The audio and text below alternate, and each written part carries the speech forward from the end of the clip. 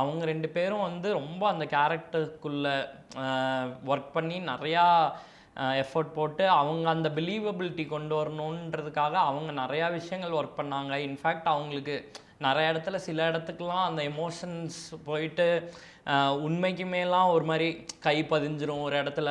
ஏன்னா ஆப்வியஸ்லி நீங்கள் ஒரு பாயிண்ட்டுக்கு மேலே பார்த்து பார்த்து தொடாமல் நடித்தா அந்த எமோஷன் அதுக்குன்ட்டு லைக் நான் வயலண்ட்டாக இருந்தால் தான் இதுன்றது இல்லை. சில நேரத்தில் அது வந்து ஒரு கம்யூனிகேட்டட் திங்காக தான் இருந்துச்சு.